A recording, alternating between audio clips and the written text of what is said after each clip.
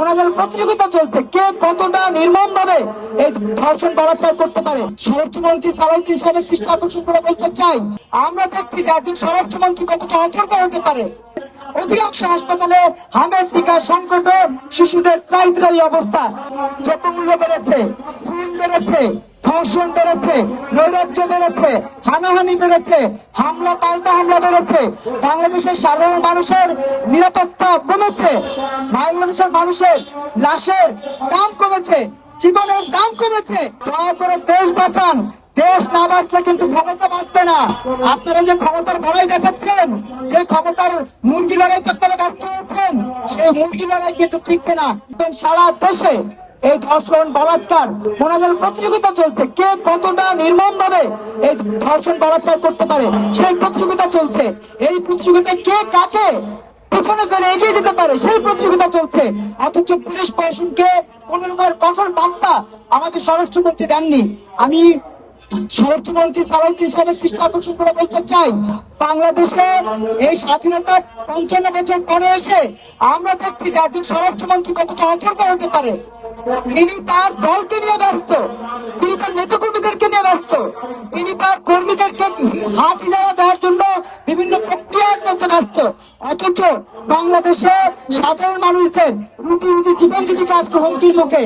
হাসপাতালে যান, উপজেলা স্বাস্থ্য কমপ্লেক্স, আপনার বিভাগীয় স্বাস্থ্য কমপ্লেক্স, ইভেন ঢাকায় ঢাকা মেডিকেল কলেজ হাসপাতাল সহ অসংখ্য হাসপাতাল আপনি ঘুরে দেখবেন, অধিকাংশ হাসপাতালে হামের টিকা সংকট, শিশুদের ত্রাই ত্রাই অবস্থা, সেই সাথে অভিভাবকদের কান্না চোখের পানি। একদিকে কোরবানি চলবে, অন্যদিকে এই শিশুদেরকে অন্যভাবে কোরবানি দিচ্ছে তার অভিভাবকরা, কারণ কোন সলিউশন নাই, টিকা সংকটের কোন সমাধানের উদ্যোগ নাই। এমন অবস্থায় আমরা দেখছি সরকার শুধু গাল করা পুরি দিয়ে যাচ্ছে। সেই সাথে তাদের ৩ মাসে আমরা এমনও কোন ধরনের পদক্ষেপ দেখি নাই যে পদক্ষেপটা সত্যিকার অর্থেই আপনার জন্য, আমার জন্য, আমাদের জন্য কার্যকর হচ্ছে। আমরা বলতে চাই, দ্রব্যমূল্য বেড়েছে, খুন বেড়েছে, ধর্ষণ বেড়েছে, নৈরাজ্য বেড়েছে, হানাহানি বেড়েছে, হামলা পাল্টা হামলা বেড়েছে, বাংলাদেশের সাধারণ মানুষের নিরাপত্তা কমেছে, বাংলাদেশের মানুষের লাশের দাম কমেছে, জীবনের দাম কমেছে। এই যে জীবনের দাম কমা কি একটা সরকার, কমানো কি সরকারের দায়িত্ব? নিশ্চয়ই সরকারের দায়িত্ব এটা না। সরকারের দায়িত্ব সত্যিকার অর্থেই একটা গণবান্ধব বাংলাদেশ বাস্তবায়ন করা, যে বাংলাদেশ বাস্তবায়নের ইস্তেহারই তাদের নির্বাচনী ইস্তেহারে ছিল না।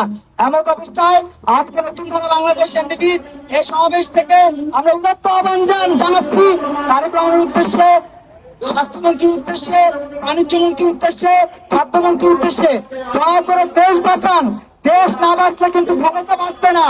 আপনারা যে ক্ষমতার লড়াই দেখাচ্ছেন, যে ক্ষমতার মুরগি লড়াই করতে ব্যস্ত হচ্ছেন, সেই মুরগি লড়াই কিন্তু টিকবে না যদি না জনগণের শান্তি থাকে। আজকে যে রিক্সাওয়ালা ভাইরা আছে, একটা রিক্সাওয়ালাকে জিজ্ঞেস করে দেখেন তো চালের দাম, ডালের দাম, তেলের দাম, এগুলোর বিষয়ে তারা কি সুস্থ আছে কিনা? একদম সুস্থ নাই। আপনারা যারা সংবাদ যোদ্ধা আছেন, একবারের জন্য ভাবেন তো, বাজারে গেলে আপনি বাজারের ব্যাগের কাছে পরাজিত হন কিনা? খাদ্যমন্ত্রী কি করছে? খাদ্যমন্ত্রী বড় বড় গুলি আওড়াচ্ছে। লোডশেডিং হচ্ছে, জ্বালানি মন্ত্রী কি বলছে?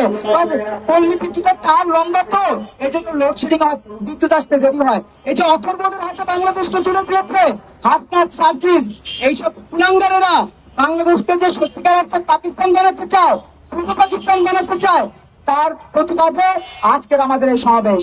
আমরা বলতে চাই, বাংলাদেশকে আমেরিকার হাতে তুলে দিয়ে এমপি হয়েছে 6 জন, বাংলাদেশকে আমেরিকার হাতে তুলে দিয়ে এমপি হয়েছে 64 জন, বাংলাদেশকে আমেরিকার হাতে তুলে দিয়ে এমপি হয়েছে 2 জন, মোট 74 জন কুলাঙ্গার এমপি হয়েছে।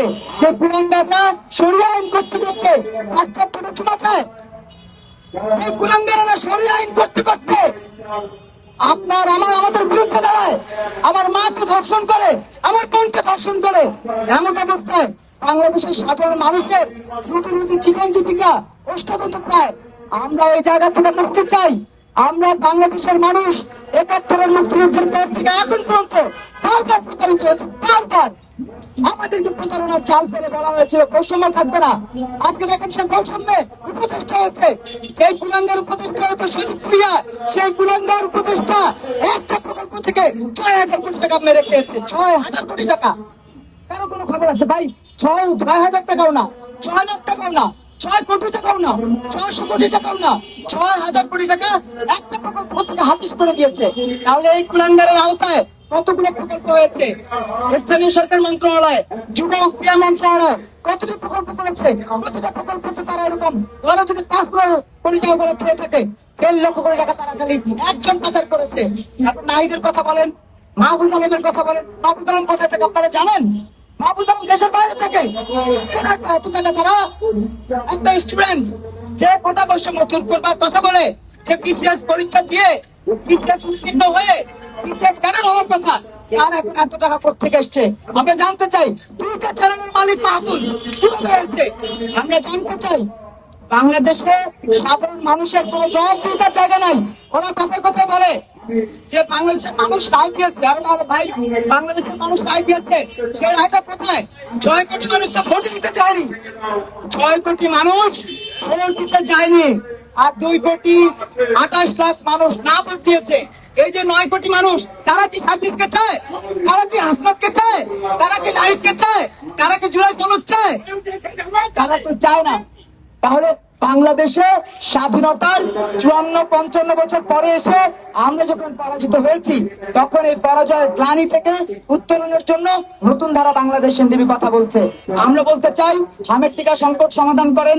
সত্যিকার অর্থে যদি দেশকে ভালোবেসে থাকেন, দেশের মানুষের কল্যাণের জন্য এসে থাকেন, দ্রব্যমূল্য কমানোর জন্য, স্থিতিশীল করবার জন্য মনিটরিং টিম করেন, এবং সত্যিকার অর্থে ধর্ষণ এবং খুন প্রতিরোধের জন্য আইন শৃঙ্খলার উন্নতি করবার সুপরিকল্পিত পদক্ষেপ গ্রহণ করেন, সেই দাবিতে আপনাদের সবাইকে, এই আয়োজনে যারা সম্পৃক্ত হয়েছেন সবাইকে কৃতজ্ঞতা জানিয়ে আমার বক্তব্য শেষ করছি।